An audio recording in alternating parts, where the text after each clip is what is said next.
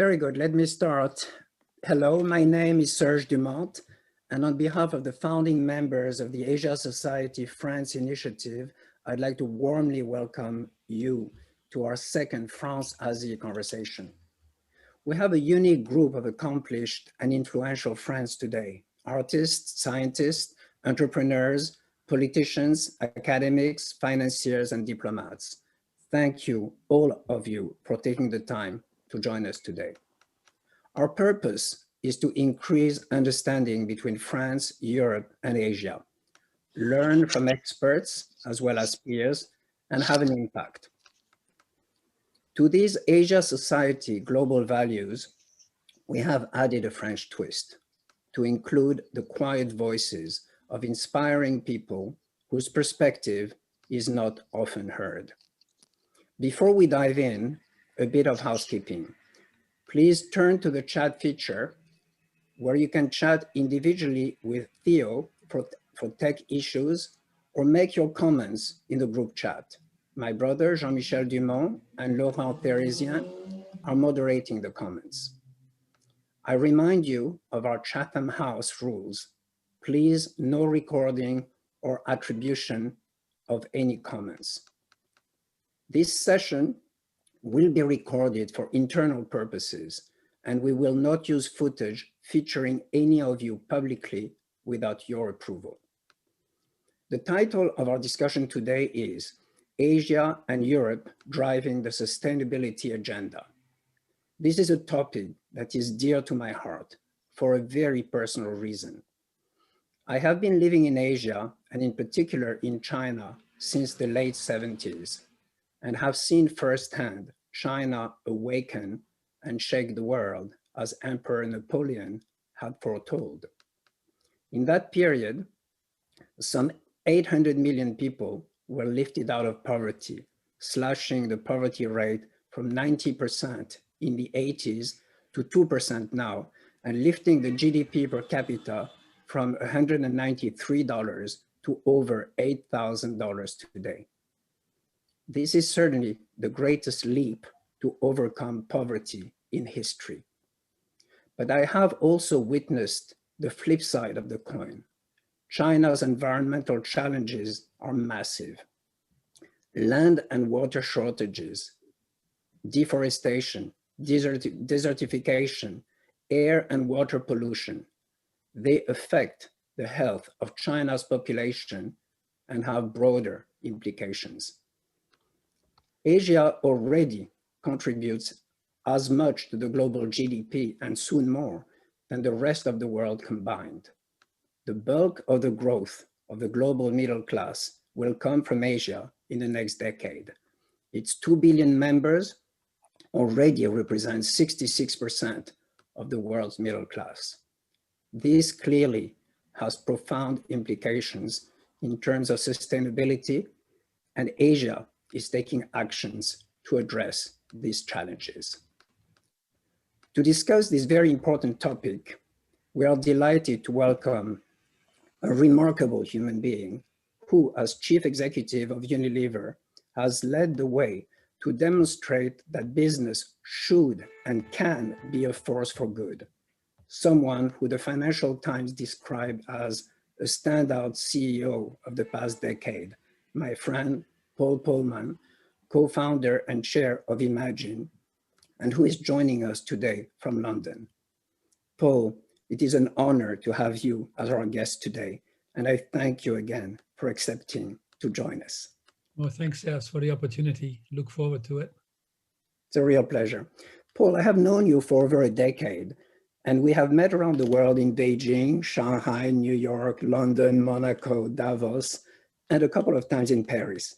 And in fact, as I was reflecting on the various instances when we met in Paris over the years, I realized that each of them happened to be key moments in your life. Can you briefly tell us about your connection with Paris and more generally with France? Well, thank you, Serge. And obviously, one of the most important connections is the friendship that we have. You've always been a great friend, and we've had this many occasions across the world. And both Kim and myself enjoy your company, and you've been instrumental in helping us think through setting up Imagine as well, that we might talk about later in the talk. But I'm happy to be here today. Well, first of all, I lived 6 years in France, and two of our 3 boys were actually born there in Paris itself. And that's obviously one of the best gifts that we had. But I've always been a lover of France. I've spent many of my holidays there, and many of the wonderful gastronomic and hotels and generosity of the people there stick with me.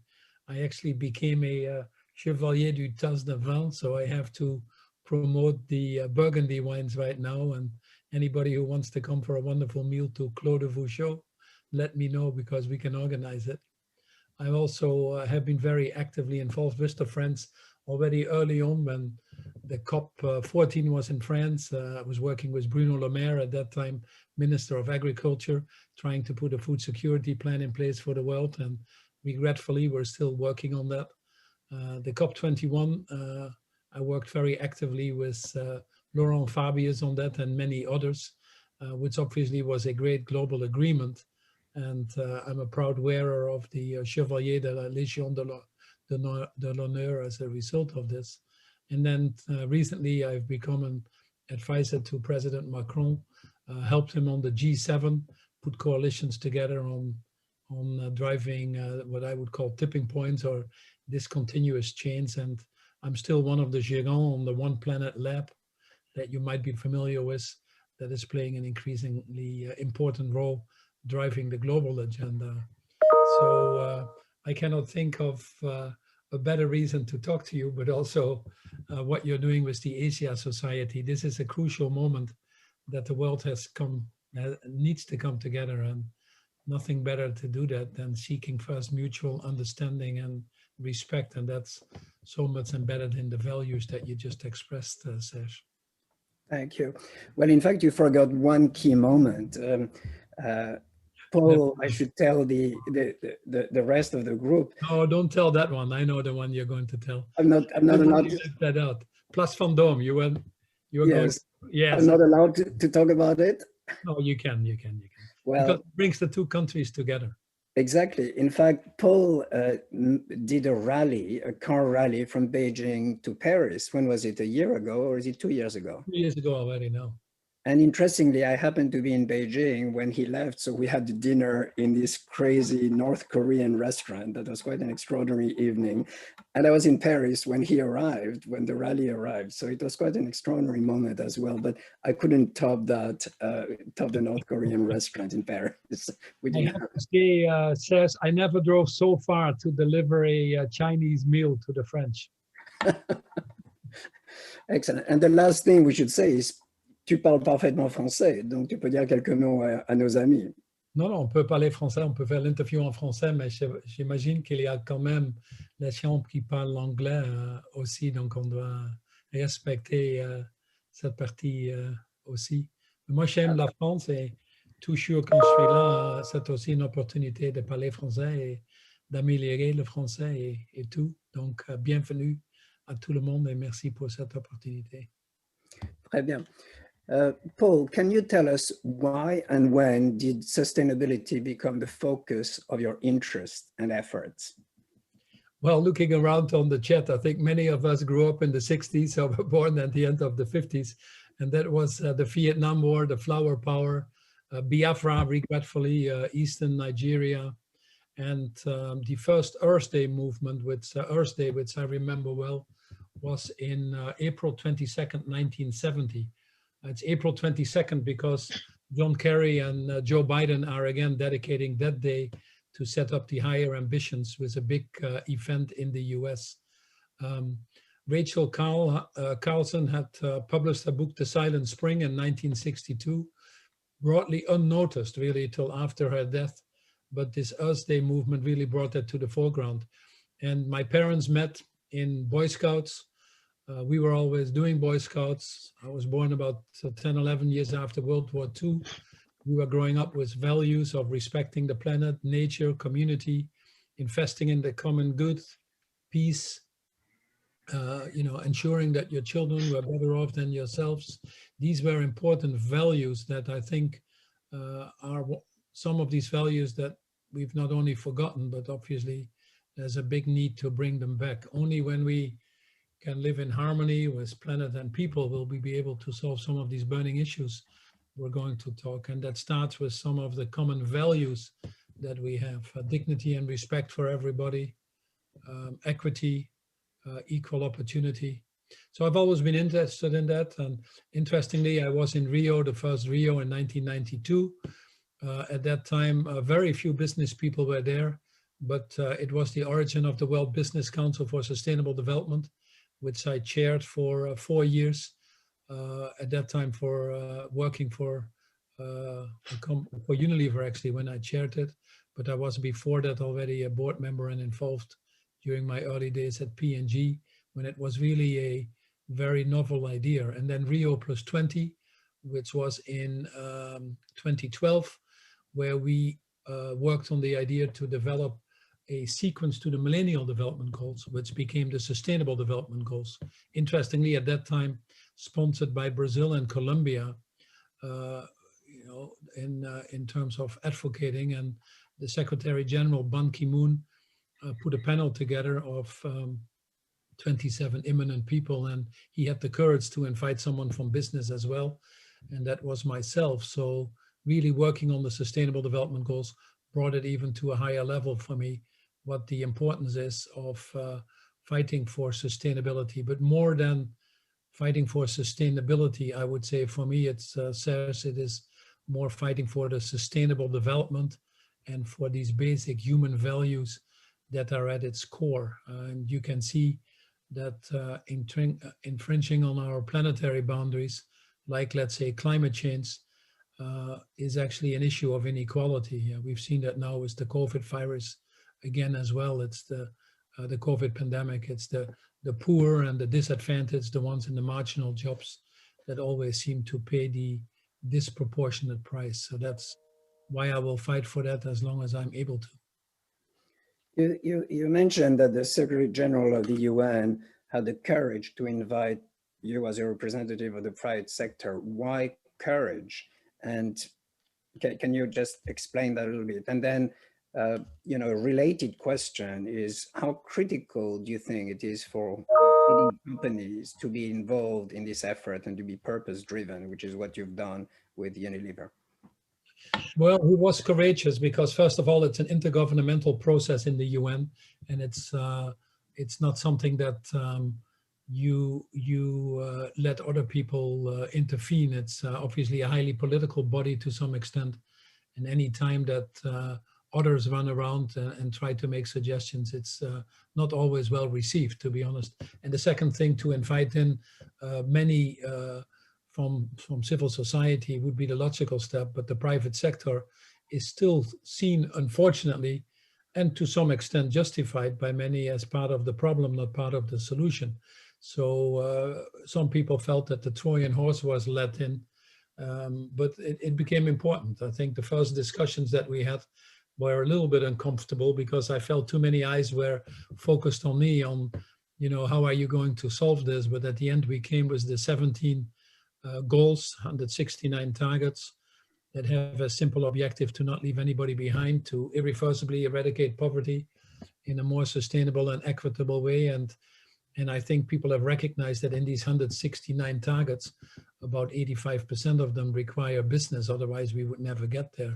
Business being 60% of the global economy, 80% of the financial stream, 90% of the job creation. Now, having said that, since we started that effort, it's also clear that we've also gotten increasing evidence, coming to your question on purpose, that we have increasing evidence that shareholder primacy is a failed doctrine, and that it destroys our natural environment and also our social cohesion, and that a longer-term multi-stakeholder model is actually a far more attractive model. Increasingly, I believe businesses that want to be successful, they have to compete on trust, they have to compete on responsibility, and on creating and maintaining these deep relationships with their various stakeholders. These relationships that are always rooted in in truths and values, otherwise they won't not last. And more of the companies understand that profit should not come from creating the world's problems, but from solving the world's problems. I just gave a talk the other day to one of the PE firms where we're trying to work on trying to create, an impact fund and bring in more broader measures than just risk return. And my simple question to them was, how can you all keep earning when the world is burning? And I think that rang a little bit rang a little bit home. But to understand the power of purpose, obviously, is one thing to make the statement and more difficult to put it in practice. Colin Meyer, in his book Prosperity, talks about purpose as to positively, profitably address the issues of people and planet. And that is really what we are after, not the still too prevalent mindless pursuit of shareholder value, if you want to, but really thinking about what can you do to improve people's lives, to make communities function, to live in harmony with this planet Earth. It requires a redefinition of how money is being earned, and also a redefinition of definitely what the role of business is beyond the simple financial value creation. And that is what purpose is. And the reality is obviously that companies that understand that are able to make that come alive, that integrate that as the core of their business, do very well. It's really a move to a long-term multi-stakeholder net positive model. I call it moving from CSR to RSC. CSR is corporate social responsibility, talking about less bad, which clearly isn't good anymore. Less bad doesn't satisfy. If World Overshoot Day last year was August 22nd already, which means that after that day, we use more resources than the world can replenish. So we're actually stealing from our future generations. So we need to go to RSC, responsible social corporations. Responsible social corporations think about not only circular or less bad, but they actually think regenerative. How can they repair, restore? And that is very much what we need to work on. And the data are actually overwhelming in terms of showing that this drives positive business results and ultimately shareholder value as well. It motivates and energizes employees. It brings stronger relationships with the other stakeholders in your value chain. It satisfies consumers. It drives innovation. So ultimately, it's translating into better business outcomes. And Just Capital, an organization that you know from the US that publishes quite a lot of the things around responsible business, just showed that looking at the Russell 1000 companies, not a small group, that if you run your business on the longer term multi-stakeholder format, you outperform by 30% those that don't do this, and your margins are double digit. We've also looked at companies that pay more, 18% above the minimum wage, that are moving 20-30% faster on getting green energy into their value chain and many other things. And these companies have higher returns on capital and they have higher shareholder value. So companies, in summary, companies that take these bolder actions around climate, around circularity, around nature-based solutions, food system transformations, human rights, all these key issues that are now captured in ESG are doing better. And frankly, we saw that with Unilever, where the data wasn't at that time prevalent, but in the 10 years we had a 300% return, and the shareholders were not complaining, a 19% return on invested capital.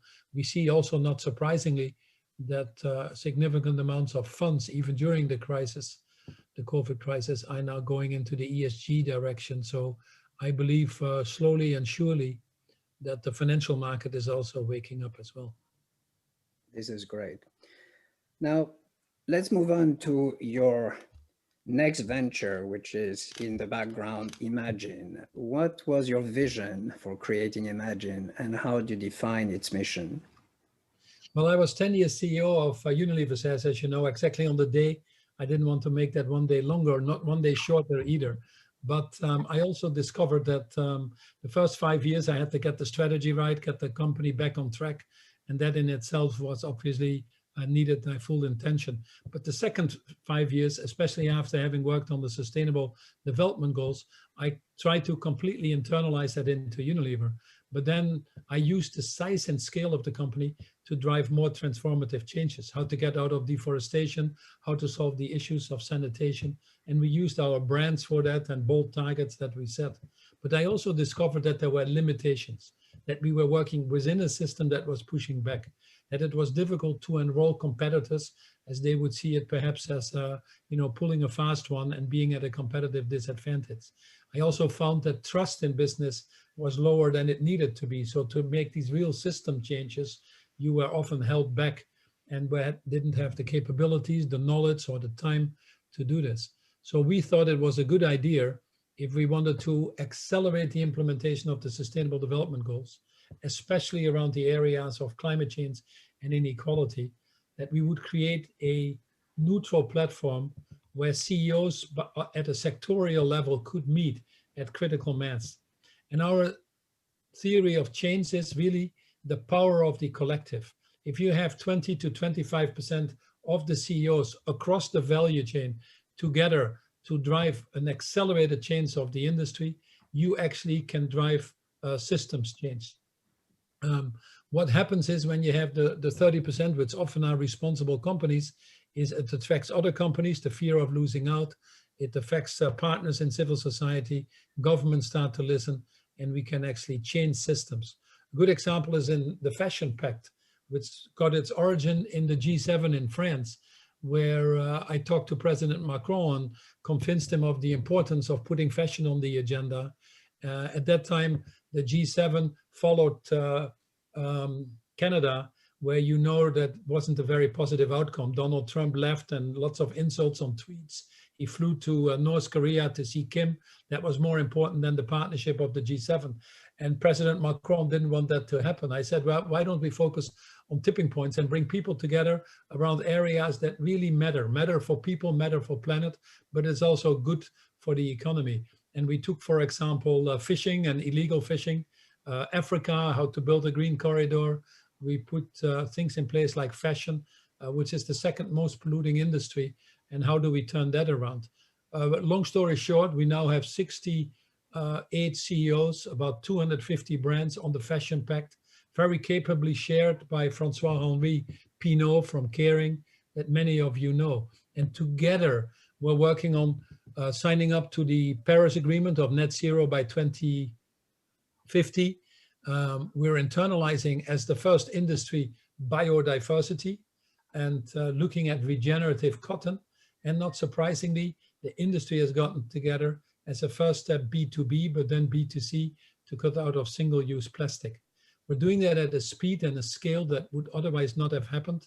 And it allows us also, I think, to get the governments behind us and put frameworks in place, not least the one that Brune Poisson worked at that time with the government on the circularity, where France has moved ahead of many other countries and frankly set the standards. The same on food, where we have 30 CEOs of the biggest companies together, and we're trying to look at a global data system to get transparency.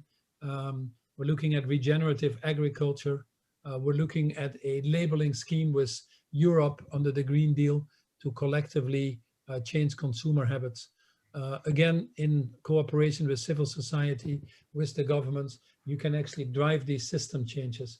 And the interesting thing says, and then I'll stop, is what we find is that as we bring these CEOs together, as trust is being built, they collectively actually become more courageous.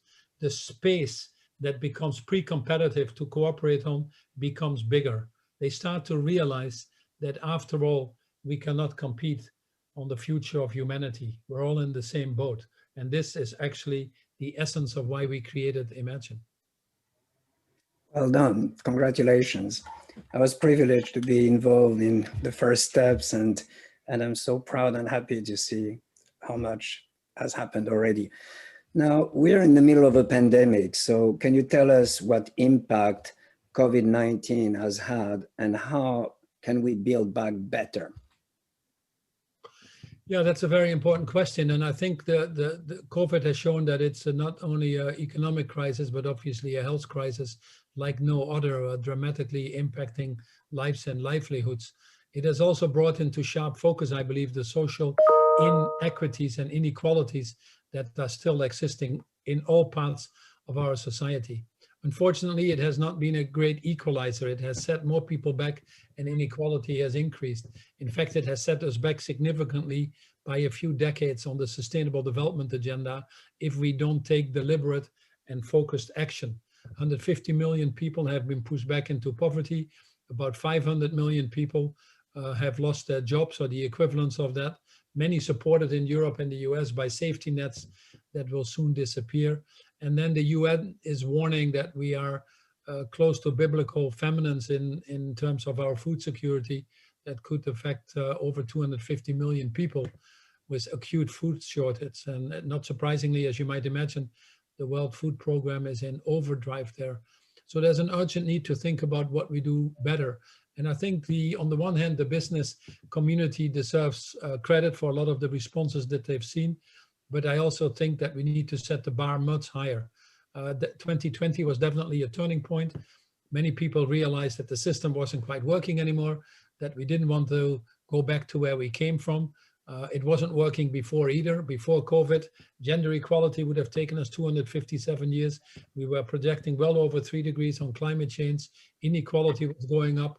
We frankly missed the opportunity with the financial crisis, where we spent a lot of money to defend the banks that actually were part of that problem, but we did not put it into right-sizing the economy. Many people felt that banks were too big to fail and people were too small to matter. And you saw that being expressed in politics, also in France, but anywhere else. Xenophobia, nationalism, lack of global cooperation. And you saw that increasingly in the streets, where many people made their voices of discontent heard, and that still goes on today. The good things about COVID, I think, in despite the tragedies, is that despite the skepticism of people when we were talking on these types of Zooms a year ago, people were saying, well, ESG will be again shrinking. That will be a thing that people will not be occupying themselves with as they try to stay alive, much as what we saw in the financial crisis. It could not be farther from the truth.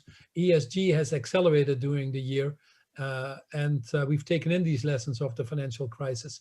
This trend is now enormous. We now have 9 out of 10 of the biggest countries in the world, for example, making net zero commitments on climate change. We've never seen that before. We've probably done in the last year what would have taken us 10 years otherwise. We also see that more companies now understand really what purpose is and putting purpose at their core, truly transforming their business models and moving from that CSR to RSE I talked about. We also see that the social and the environmental and the economic issues are actually merging. I always say that we cannot have healthy people on an unhealthy planet. And this interconnectedness of biodiversity, human health, the economy, the social equation or injustice is all now better understood. And then I would say, last but not least, there's a new generation now says that we are all seeing that actually is taking over from the old guard that are ready and that set significantly higher ambitions. 2021 is going to be an important year because we have the COP15 in Kunming in China, very seriously taken by the Chinese and hosted. We have the COP26 in Glasgow.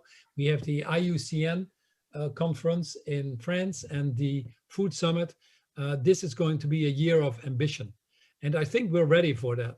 We have understood that science now matters. Countries that understood science with COVID did better than the countries that ignored the science. Many of these countries that took the science seriously were actually led by women. Countries like Norway or Iceland or Finland or New Zealand or Denmark. We've also seen that, that the realization how much our well-being actually depends on proactive governments, which is a positive thing. How quickly we can act when we have a focused mind and an urgency like this, which can be applied to other areas as well now. And in fact, how we have, whilst global governance might have failed us, how we actually have stepped up the level of global solidarity. The efforts that were happening on the ground in the communities were just enormous. So the values are there, the signals are there, governments are starting to move, financial markets are starting to move. We ought to be optimistic. Let's talk about, well, look, this is really, you know, anyway, let's talk about something that is in my mind and in everybody's mind these days. Is really, how can we make progress in tackling climate change before it is too late? Yeah, well, as I said, we're starting to move, but not fast enough and at the scale not. We're well below what is needed. Even in last year, the emissions were still going up, despite COVID, if you want to. And the last 4 years in the US have been lost outright boycott that have set us back and have stimulated people like Putin or Erdogan or Bolsonaro or the Maduras or the Obradors to actually join the bandwagon of party poopers, if I may say. So now the stars are aligned again. We have the 9 out of the 10 biggest countries. We have 65% on of the emissions that are basically covered with that. The US is 15% of the emissions, China 30% of the emissions, Europe 15% of the emissions roughly, and they've all made net zero commitments by 2050. The key thing now is that we cannot wait for 2050. We cannot live off these broad commitments. We really have to put that in action. And as I mentioned before, the time between now and 2030 is going to be crucial. And Asia, coming to the Institute, if I may, and perhaps try to answer the question a little bit around that, Serge, if you allow me. But Asia holds the key, in my opinion, and plays a crucial role. We all know that the relationships are strained between the US and China, that there might not be the normal prospects of making them significantly better as these power fields change and people have difficulties coping with that. But the COVID has given us a common agenda. Climate change has given us a common agenda. Global security issues that are related to that is giving us a common agenda. So I think we will see more of a reapproachment. And frankly, China, in its 14th five-year plan, in its climate commitments that it has made, has been fairly ambitious. The net zero by 2060, I think, is probably the normal Chinese thing that when we make a target, we want to beat it. They're all engineers. They all have their spreadsheets. I know they're going to it. And if any country has understood the interlinkage between economic recovery and climate action, it is China. Likewise, we've seen Japan and South Korea make commitments to be net neutral by 2050. The peak emissions in China, I think, will happen probably mid this decade, which would be earlier than people have expected.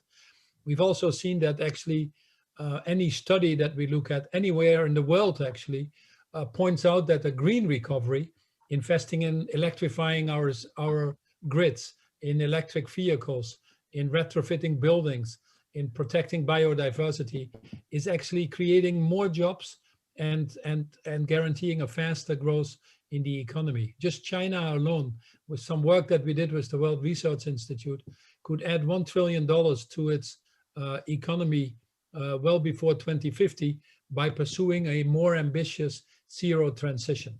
So I could go on and on. We have other countries like Vietnam or Cambodia, countries that normally haven't been very proactive. They have submitted fairly aggressive national determined commitments for the Paris commitment, and they're actually well on the way. Now, there are some things that need to be done. Let's not kid ourselves. There's still a lot of coal and investments in coal. They need to be stopped. They need to be stopped yesterday. And China obviously has a big responsibility. The bulk of the new investments in coal are happening there. We need the countries to step up their specific commitments and action plans this year in Glasgow, and China needs to deliver that as well. We need to be sure that everything is based on science-based targets, and then perhaps also match the policy frameworks. There's still 500 billion of per first subsidies in fossil fuel. There's 600 billion per first subsidies in our food system that destroy nature. So can we muster the courage to address those things? Very specifically on the macro level, it might be good for the audience, is that the priority now needs to go to ensuring that the stimulus packages everywhere are green. with the money that we're going to put into these economies. The development banks, the regional development banks have to step up and ensure that that is happening. We also have to show more international solidarity. We have agreed in Paris already this $100 billion green fund, but we still haven't paid up. It's a pimple in the money that we're now spending. But the solidarity, especially towards these developing markets, unfortunately has been very poor. The 138 nations that are the poorest in this world, if you take the 138 poorest nations, they only do 1% of the emissions. And some of them already are seeing their land disappear, like Palau. At least have the courage and the decency to put 100 million on the table to protect and work on resilience and adaptation. The third thing we need to do is stimulate innovation. We've seen the cost curves come down. The International Energy Agency, for example, which is located in Paris, was forecasting in 2014 that we would have 5 cents per kilowatt hour on green energy as a cost by 2050. We've actually achieved that in 2020. They were forecasting the electric vehicles would be cost comparable to the combustion engine by 2050. It looks like it's going to happen in 2026 or earlier. So stimulating innovation in storage, in hydrogen, and some of the other areas is going to be absolutely important. And then finally, I would not underestimate the importance of nature-based solutions. Nature is 20% of the problem. The way that we're destroying it, we're close to a negative feedback loop where the forests become emitters, where the borealis gives off the methane, where we see the Antarctic melting, the Arctic melting. So these are serious issues. But yet it could be 30% of the solution. I talk just innovation, but the best innovation that we have invented in the history of mankind is called a tree. And we need to be sure that we have the nature-based solutions in all that we do. So I'm optimistic that people understand it, and many people are starting to talk about it, but that the scale and magnitude and the urgency of doing it in the coming 10 years is what we now once more need to focus on. You're like your friend Christiana Figueres, you're stubbornly optimistic. We need to be. My last question before turning to the audience is it time now to consider a new economic system? Well, it is definitely, I would say, evolve it. I've not really been willing to participate in the intellectual discussion of is capitalism working for us or not? Is capitalism right or not? The real answer is just like the New Deal with Franklin Roosevelt and in the US at that time, which gave you social security, which gave you pension systems, which gave minimum wage and other things. We need to bend the curve of capitalism. And that means broader systems change than we currently do. It means moving the financial markets to the longer term and making them subservient to the real economy again. It means decarbonizing our global economies totally, which we've never done. It means moving to a circular or a regenerative economy.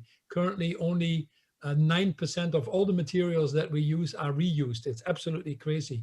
But it also means an economic system where we don't only have the rewards go to capital, which is very much what's happened the last few decades, but that we also take care of our social capital and don't treat it as a cost, but treat it as an asset and ensure that we get a more equitable growth. All of that requires global cooperation. All of that requires our institutions to work. All of that requires the private sector to put purpose at its core. But it's actually the only way by addressing these issues that we can ensure that we live in harmony with planet Earth and our fellow citizens for generations to come. It's the only way that we can irreversibly eradicate poverty. And given that the bulk of the growth is obviously coming from the Asian countries, they have a key role to play.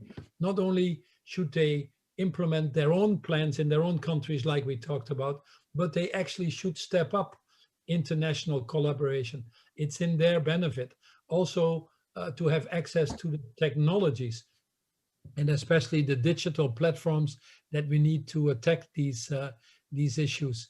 And so I'm moderately optimistic that the stars are aligned right now, but at the end, once more, it depends on human willpower. Never ever have we been so forewarned about what's going to happen. Never ever have we been so forearmed with the tools to do something about it. But now it's a matter of stepping up to this higher level of morality and to become the true leaders, putting the interest of others ahead of our own, knowing that by doing so, we're better off ourselves as well. Becoming these purpose-driven leaders in all parts of society, working together for that greater good in these different levels of partnership than we've had historically. Changing the systems will change the behaviors and will certainly make it possible to achieve what might seem like audacious objectives within the next decade or 15 years. Thank you, Paul. At this stage, I would like to invite questions from the audience, and I see that we have a couple of questions already lined up. I'd like to turn to Valérie Terranova for the first question. Thank you, Serge, and good morning or good afternoon to all.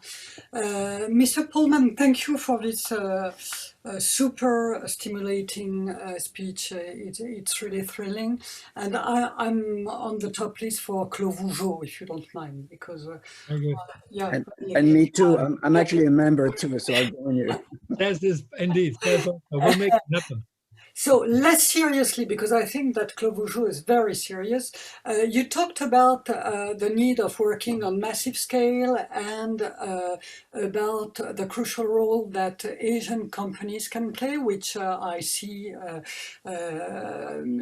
that's two issues that I perceive are linked together. But how do you explain, being a man of such experience and vast culture, that some of the countries with the most ancient cultures and civilization and most sophisticated civilization, such as China or India, for instance, have based their economic development on principles of exploitation that are totally at odds with the core values of their culture. And you also spoke at the beginning of your speech about the importance of shared values. And if we take the issue of the pollution of the ocean, for instance, we know that out of 10 rivers in the world that pollute the most the ocean, 8 are in Asia. So how do you explain that paradox between the values of Hinduism, Buddhism, Taoism, which put harmony and the non-duality at the core of their view of the world and the universe? I am one with the universe, and so on and so forth. And how can all these translate into what we witness? Yeah, no, it's a very good question, and it's I need to think about that, but it's indeed the Sustainable Development Goals that we developed is about health, harmony, and spirit, and very much embed these values into the objectives of the goals. I think what happened in these countries, to be honest, is we were, and Serge actually opened the conference with the tremendous achievement of China, who actually announced this morning, Xi Jinping announced actually today, that they have eradicated absolute poverty. They had an enormous objective to lift people out of poverty, and to some extent that has been achieved. But like everywhere else in the world, it resulted in an unsustainable growth pattern that you're referring to. That has not been different from the West in the world. I would not say they've been better or worse. The fact that you say that 8 of the tributaries of plastic pollution are in that part of the world, I would not draw the conclusion that so they are the ones that are to blame. We are doing very well in Europe and the US to ship our garbage to Africa and the Far East and dump it there, and it ends up in the same rivers. So I don't think that we are the role model. 75% of the consumption of the resources is done by 15% of the world population still, and that's pretty much in Europe and the US. So what we now need to do is work together, and because everybody is now understanding, the same in China, you've seen that, the same in India, where 10 of the 20 most polluting cities are now in India. China went through that problem and addressed it to a certain extent. So everybody is now seeing the limitations of the planetary growth, and everybody is also seeing that if we cannot create a more inclusive growth, provide jobs and dignity for everybody, then no political system will survive. Even the Chinese system will not survive. So there is a urgent impediment, if you want to, for change. And the solutions are now available. So whilst we are in a situation, I also agree with you, I wish we would not have found ourselves in, and we can always go back to the many warning signs that were given to us. We now need to seize this biggest warning of all, where we are currently in, where we have spent $13 trillion just to save life and livelihoods, which, by the way, to implement the Sustainable Development Goals only require $2 to $3 trillion a year. I would argue that on each of the individual goals of the Sustainable Development Goals, we are now incurring more costs than what it would take us to address the root causes in the first place. The simple example of that is goal number 16, peace and justice, deals with absence of wars and corruption and all the other things.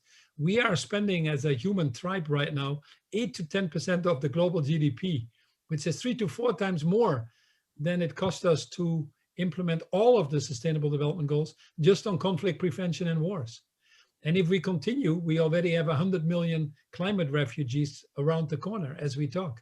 So people are starting to be, because we can measure, because it's more transparent, people are starting to realize that this is not anymore avoiding negatives and avoiding risks. This is going to be a big opportunity if this is being addressed. And I think China and India, in all fairness, are in that camp as well.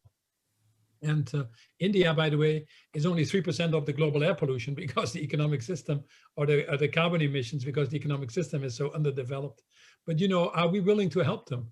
Are we willing with all of our money? There is $17 trillion in the world now earning 0 or negative interest rates. So the issue is not money. But do we have the courage to go to India and say, we are going to help you adjust the risk factors on the investments in energy and all of the dirty fossil coal, in this case, that they are using, we're going to compensate or finance or take these risks away to ensure that we get green energy. It can be done. It can be done today. And this is what we're doing in many places in the world. But somehow the Western part of this world is increasingly isolating the more developing parts of this world. If you listen to Tedros, I'm getting a little sidetracked, I apologize, but Tedros gave a press conference in the WHO like he does every week. He gave that 3 weeks ago, and I fell off my chair.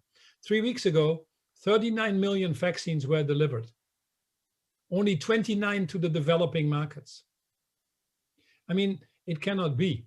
The cost, for example, of not distributing the vaccines universally is probably about $9 trillion, according to the International Chamber of Commerce, also located in Paris, which I chaired until a year ago.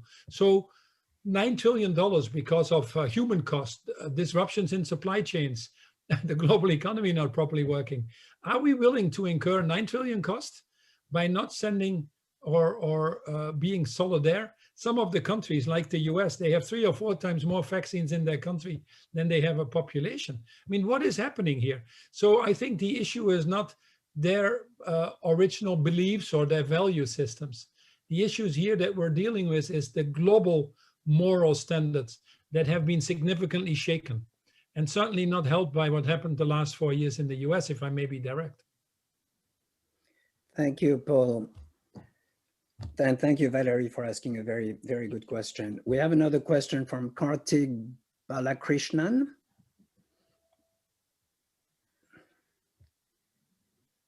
Hi, good afternoon, Paul. Thanks for this very enlightening discussion. So my question actually kind of ties a lot of different topics together. So it would be interesting to hear your insights. You know, climate change and the related environmental disasters are really accelerating in pace and intensity. But what the COVID crisis has really shown us is that nations and companies, at least from what I've seen, are increasingly unable to make and act on key decisions with a sense of urgency. So how do we reset our institutional ability to confront and solve problems quickly and head on, and sort of in the same kind of time scale that the problems actually occur, as opposed to seeing a problem and maybe acting 5, 10, 20 years too late? Yeah, there are many answers to that question, Kartik, but I will only give you 2. that are important. I think, first of all, we have to recognize that as the world is changing faster and faster, including on technology and other things, that governments will always be a little bit behind. I've never seen a government be ahead. That issue might not have been so prevalent when the world was more static, or when things were more predictable, or frameworks were basically broadly defined in acceptable levels. That all is now being challenged. So governments will not be ahead of the curve ever, in my opinion. What we do need to work on is, my first part of the answer is on the global institutions. Most of the global institutions were designed really in 1944, when actually 44 countries went together and created the Bretton Woods institutions, but they have never changed. They've never changed. In business since 1944, probably you've had 50 new strategies and updates to stay alive. Otherwise, you wouldn't be around anymore. So the UN Security Council, the OECD, the World Bank, the IMF, and the list goes on. The WTO, these are mechanisms that don't function anymore. So we need to concentrate on that. The appointment of Ngozi last week to the WTO is an incredibly positive thing. The change in the US now to start to forge again broader global cooperation is a very positive thing. So I think we're starting to put elements in place for more global cooperation. And to some extent, despite some misbehavior by countries during COVID, it has brought us closer together. It has made us realize that we are first and foremost citizens of planet Earth, and that we cannot solve some of those issues if we don't work together. So we can forge these better relationships. Europe has forged a great relationship with China now in bilateral trade agreements. We see Europe now stepping up again the relationships with the US. Europe is going to play a big role, I believe, in setting these global standards and being sort of this middle person. And that's why it's so important that you have your Asia Institute in Europe as well.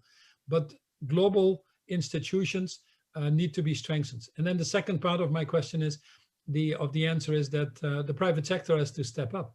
It's in your interest. If you're in the private sector, business cannot succeed in societies that fail.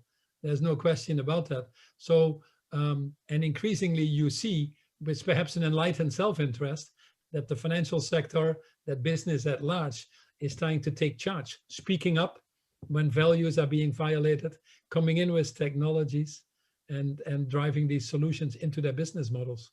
Not least because the citizens of this earth have woken up in non-negligible ways. Every company now has a Greta Thunberg, and employees are willing to walk out, or not work for companies if you behave irresponsibly.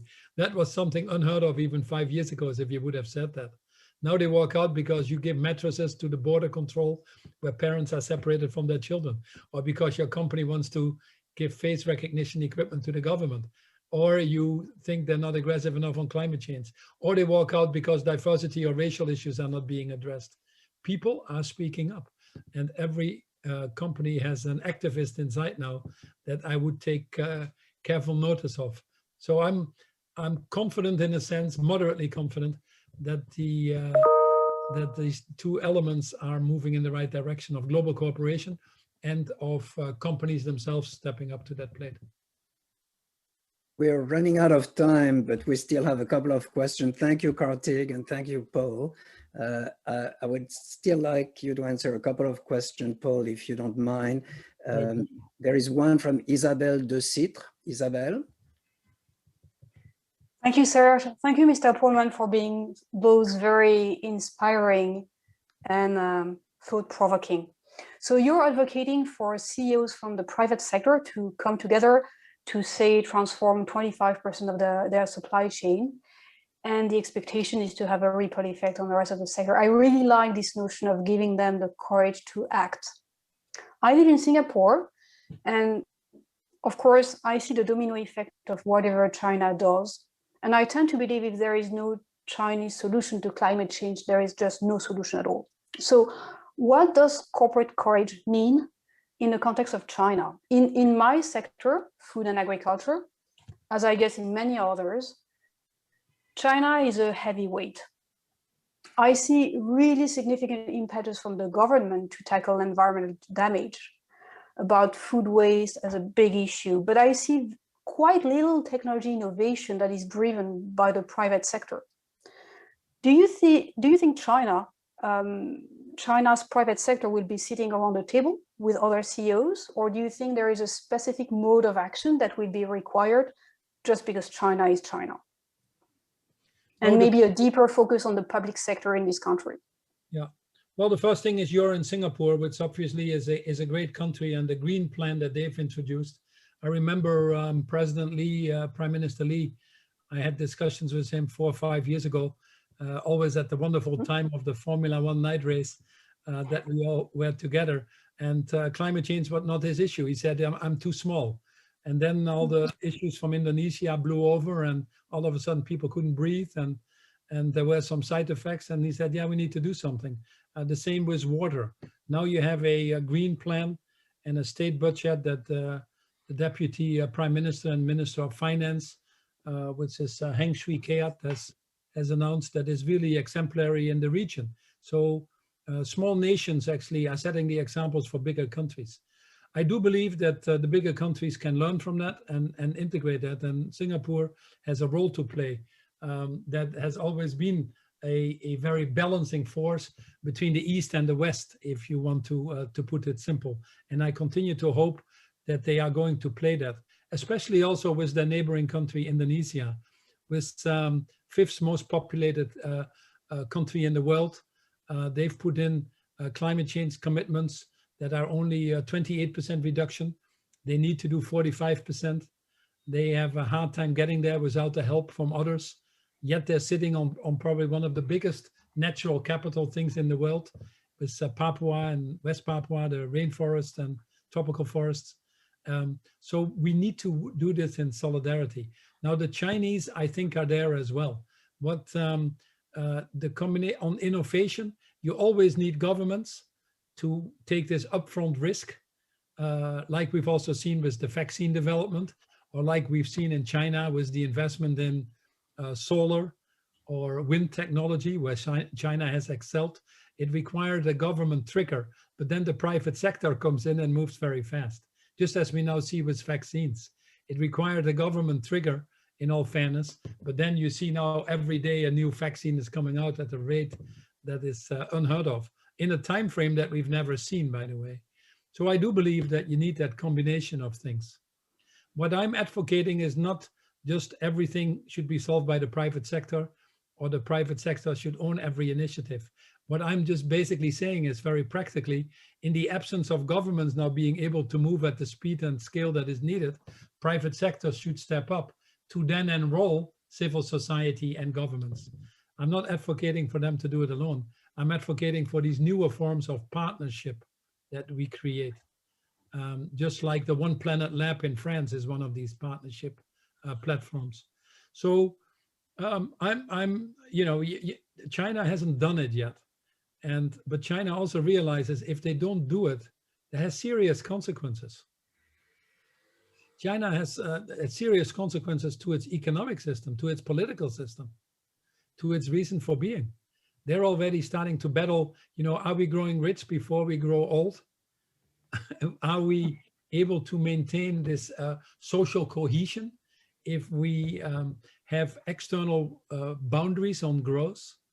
How do we stimulate this inward consumption when it can't be the production side of the world anymore? That's not going to be the case moving forward. When you have scarce resources, how do you deal with that? Also playing a more responsible role in the world. Can you have different policies in your own country versus outside? Some of these countries, China included, are still financing coal plant building abroad. That's not a really good thing when you know that that's not where the solutions lie. So China has to, I think,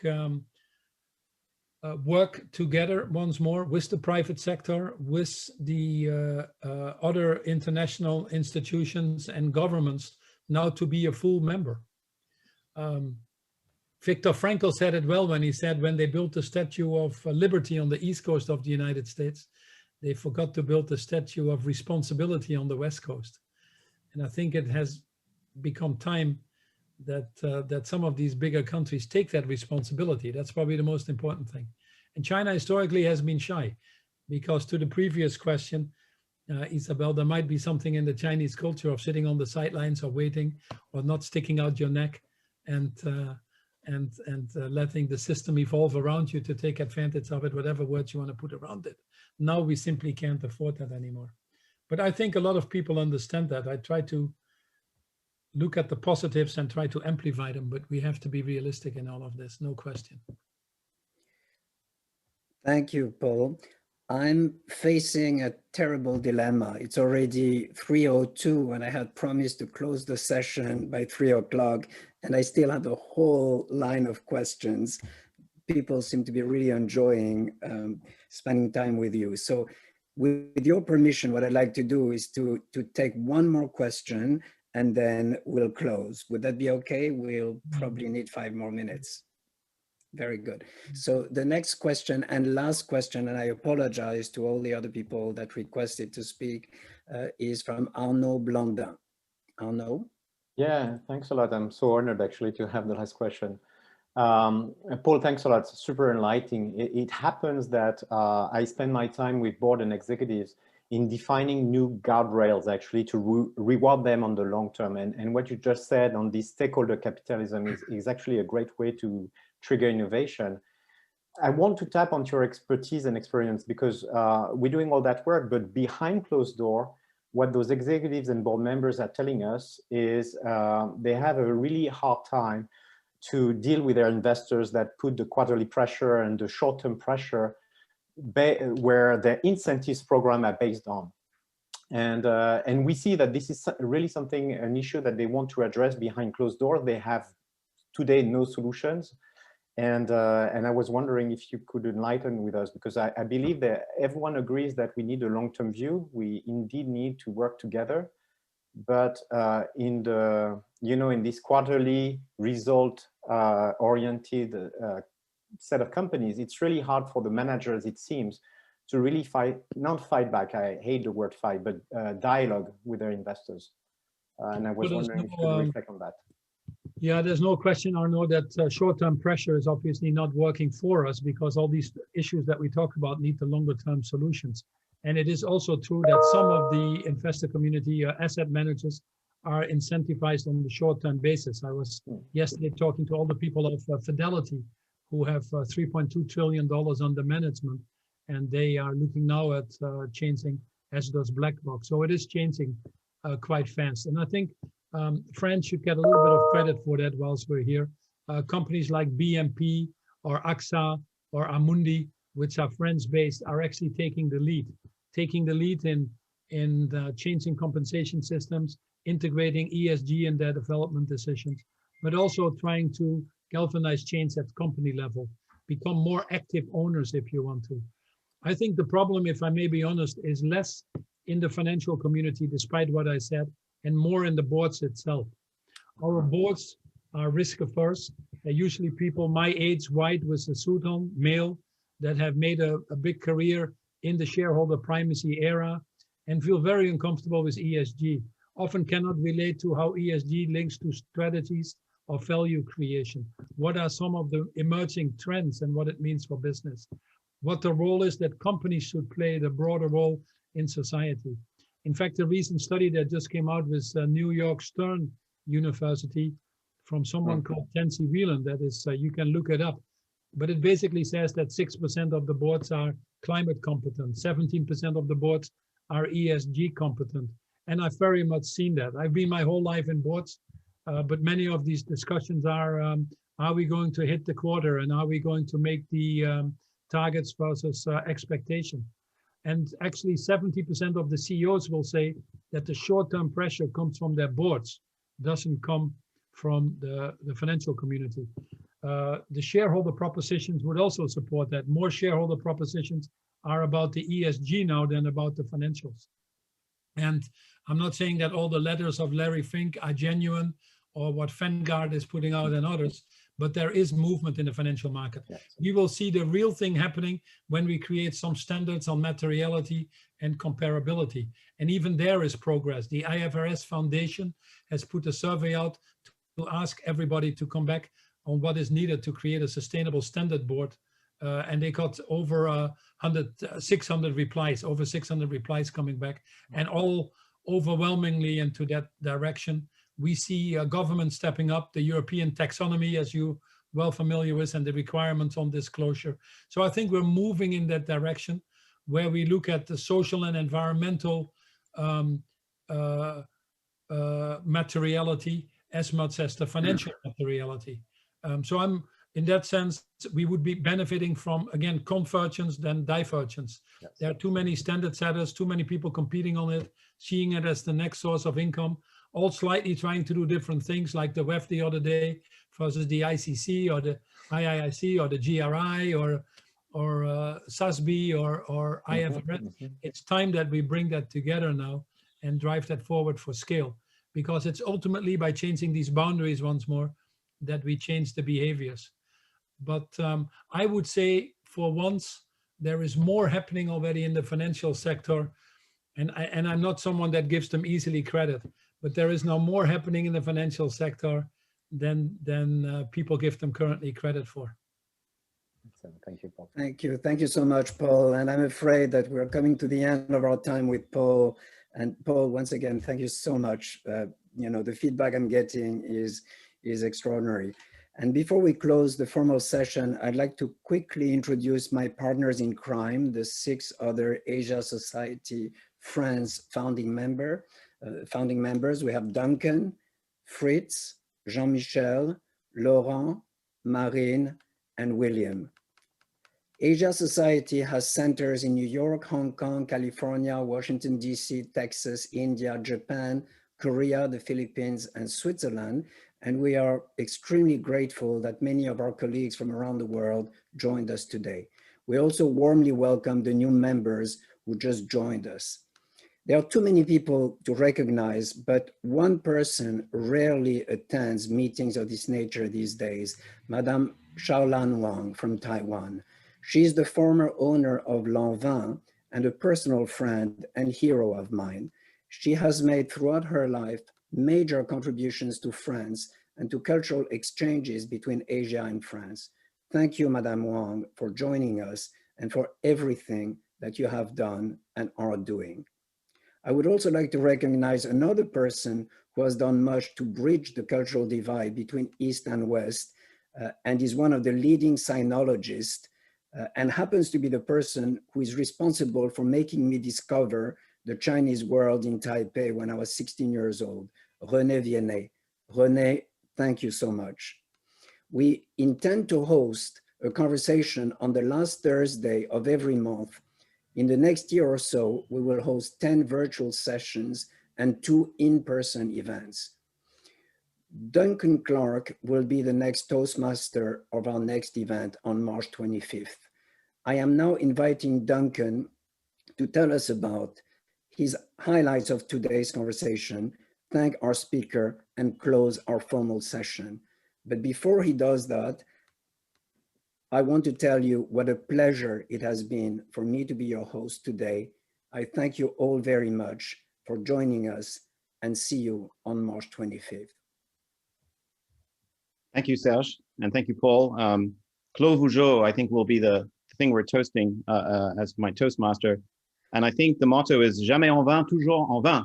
That's right. Right. So, and it seems that there are a surprising number of people actually on this group who seem to already be members. I attended a wedding there a few years ago. Very happy. One of the last events pre-pandemic.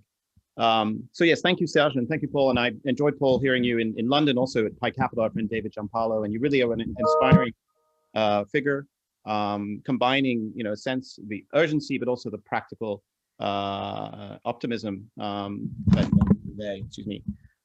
So yeah, I mean, we have many questions that weren't answered. We will actually make an effort to circulate those to you as well, Paul, and some suggestions. We're trying to make this really much a peer network. So I mean, many of the people on this call have direct involvement in some of these issues we've discussed. But I think we will take away this distinction between sustainable development and sustainability, the RSC that you defined. And I think we're all rethinking, our lives and the world that we will be emerging into. I'm in China, where I've sort of emerged into seeming normalcy for the last 4 or 5 months. I was in Europe for 8 months. But people are respectfully wearing masks, and I think many people are rethinking many aspects of their lives, even in places where we can sort of see glimpses of the future, like China. And I would say, the private sector, I think, is getting more involved in China as well. It's encouraging, actually. There is a generational shift, of awareness around the world.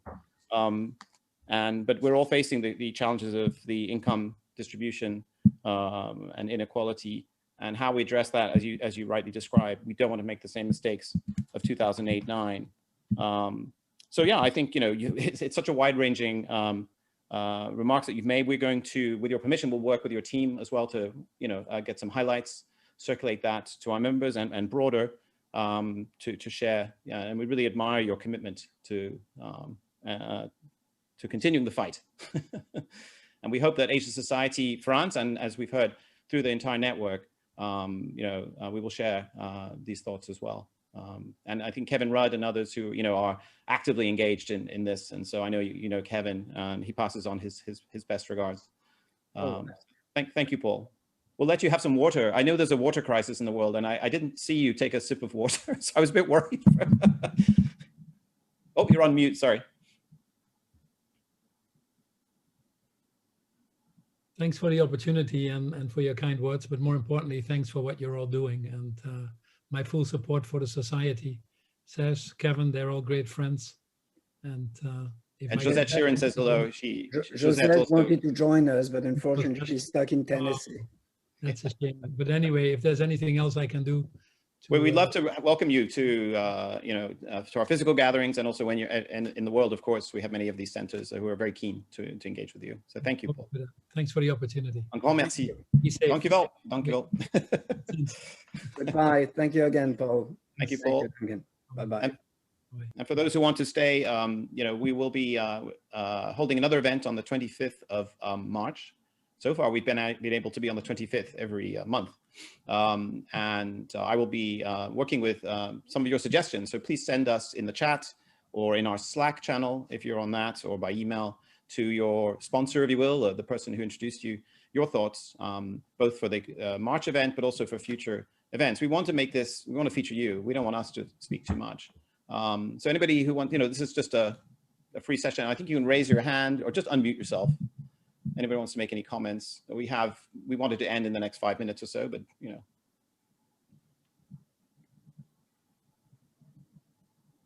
don't be shy.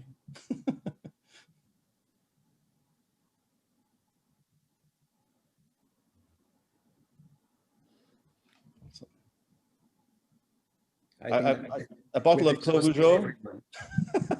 People are speechless. I should have made it more incentive with some Burgundy. In that case, I think we've got a lot of notes in the chat. We're going to save the chat now and circulate to all of you in the Slack channel. Those of you who are not familiar or using Slack, that's fine. Just send us an email and we'll share with you the content. So great. We look forward to seeing you in a month. And Serge, well done. Any final remarks? Goodbye, guys. Okay. Merci beaucoup. Very much. À la prochaine. Merci.